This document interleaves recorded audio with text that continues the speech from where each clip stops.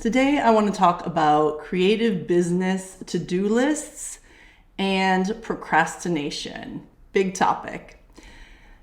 The other day, I was listening to a podcast about morning routines and what you should do to set yourself up for success.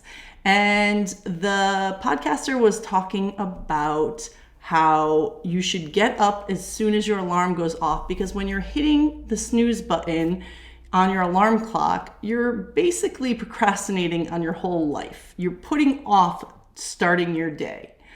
And that got me thinking about the analogy of the snooze button. And so today I wanted to talk about what we are hitting the snooze button on in our creative business. And maybe more importantly, what are we saying yes to instead? When you're building a business, it's really easy to find things to add to your business to-do list. You need to create a website, you need to build your portfolio, you need to pitch your work, you feel like you should have a signature style. There's always more to learn about the programs that you're using, like Adobe Illustrator or Photoshop or Procreate. Then there's branding yourself, marketing yourself, having an email list. All of these things could be things that you're adding to your to-do list. That's one of the things that can be really hard about starting a business, because you're not sure what to focus on. It's one of the reasons I created Start Your Surface Pattern Business, because I want to give you the tools to focus on just the things that are going to move you forward instead of overthinking about all the things that you could be doing. But if you're looking at your to-do list and you're finding that you're regularly hitting snooze or sort of pushing forward a certain task or group of tasks, let's take a look at that.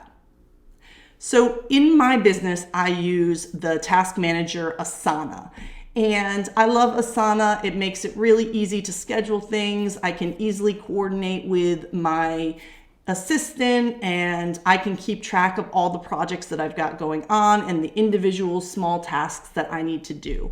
And then each day I can pull up my calendar and see what things I need to do each day to keep the ball rolling, right? And whether you use something digital like Asana, or you use a planner, or you just have a list pad where you're writing out all the things that you need to do, are there things that you regularly get to the end of the day or the end of the week, or however you document your list, and you put them on the next week, you put them on the next day? Those are the things that you're pushing snooze on. On the other hand, what are the things you're doing instead? Are you always leaning towards doing more artwork rather than starting to pitch your work or putting up a website? Or are you like me and sometimes stopping your work in the middle of your workflow because you don't like that next task and you're starting to scroll on social media, or suddenly like, oh, I need to post on social media? Or maybe you get to a point on your to-do list where you don't like that next task and you simply walk away. You say, I'm not doing this today anymore. I'm gonna move on. It's time to make dinner. I know for me, I often find myself dragging on Asana. If today's Tuesday and I'm looking at my to-do list and it relates to having to make some decisions, business decisions about what direction I'm gonna take things or make some website changes, you're often going to see me drag it to Thursday as a due date, because honestly, that stuff is hard to do. It's hard to make those decisions. And yeah, I'm totally going to be picking up my phone and seeing what's happening on Instagram. I'm distracting myself. I'm procrastinating on some of those things because those are the harder things. So when we think about the snooze button as an analogy, remember that in your real life, if you're hitting the snooze button on an alarm clock, at some point you have to get out of bed, right? Unfortunately, unless you're sick or, I don't know, have something going on in your life, you most likely have to get out of bed at some point, whether it's when the alarm goes off at 7 or whether it's 7:45 after you've snoozed 6 times. So the same is true about our to-do lists and the things that we're procrastinating on. At some point, we have to make a decision around them. It doesn't feel good to hit snooze because those things keep lingering. They stay on your list because you don't want to just eliminate them. You push them forward a few days. You feel bad because you didn't accomplish them. And they're sort of weighing on your shoulders of like, oh, I need to make that decision. I know that's true for me, oh, I have to make that decision. I put it off till Thursday, but I still have to do that. So now it's in the back of my mind. It's stressing me out. I still have to figure it out on Thursday, and I might just push it again till the next week. That's definitely, that's happened. And it doesn't make you feel good to push snooze. So what can we do when we have those tasks that we've been avoiding? Well, the first thing is definitely awareness. Maybe as I've been talking, you're already saying, I know exactly what those tasks are. I know the ones I've been putting off. Maybe it comes right to mind. Or maybe you're not so aware. So try to pay attention to the things that you don't cross off your list each week or each day. What are those things that you keep giving yourself more time on, and not necessarily because you need it, but because you really want it, because it feels like a hard thing to do. So being aware is the first part of overcoming this snooze button situation with your to-do list. The next thing to do is some analysis. Is the thing that you are procrastinating on, is it something that you actually need to do in your business to move your business forward? Or is it something that you've created as a task for yourself because you think it's something that maybe you should do as a business owner? Now, I understand that if you're a new business owner, how do you tell the difference? That can be a tricky thing.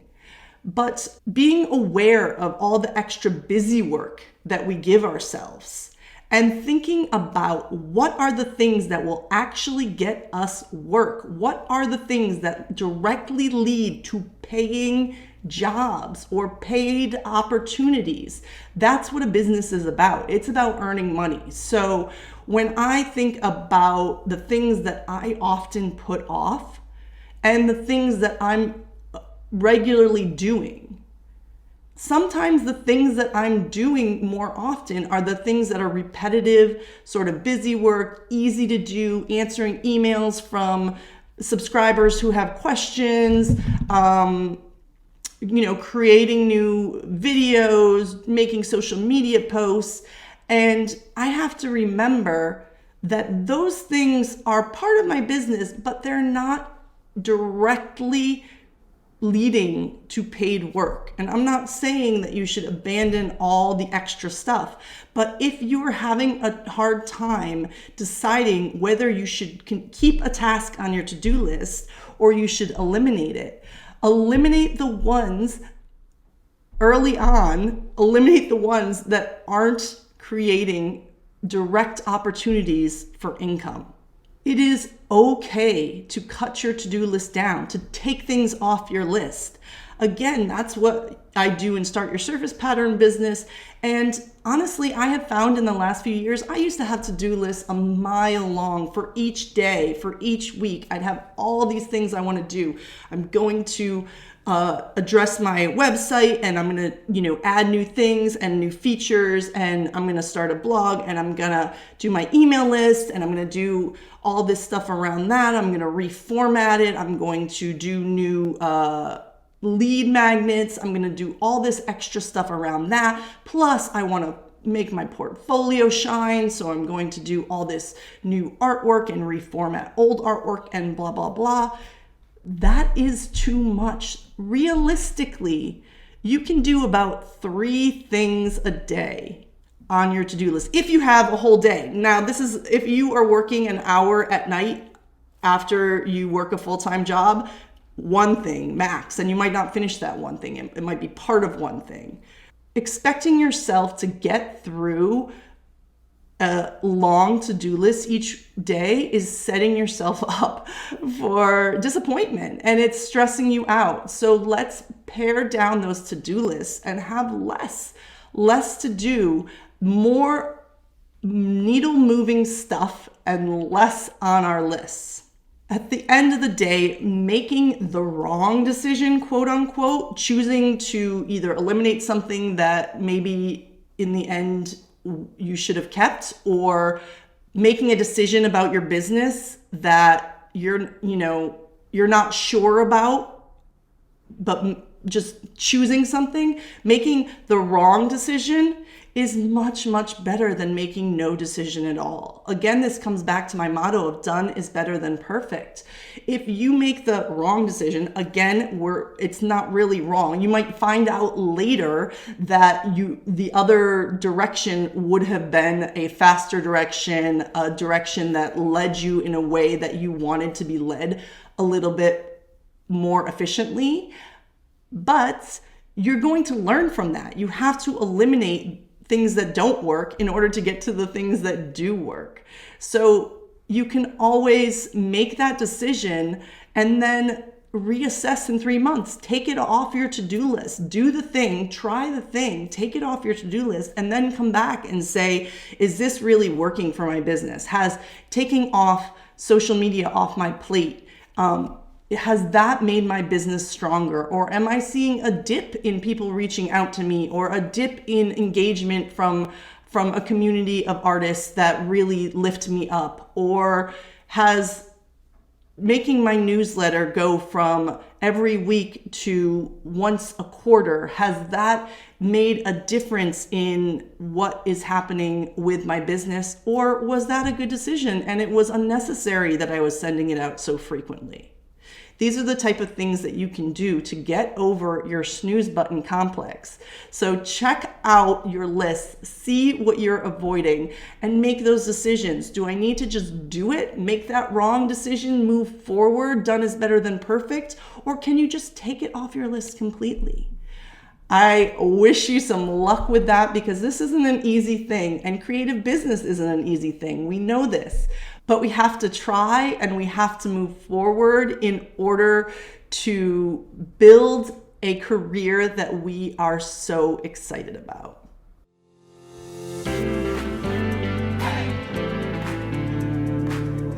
Hi, I'm Elizabeth Silver, and I've been a professional surface pattern designer for almost 2 decades.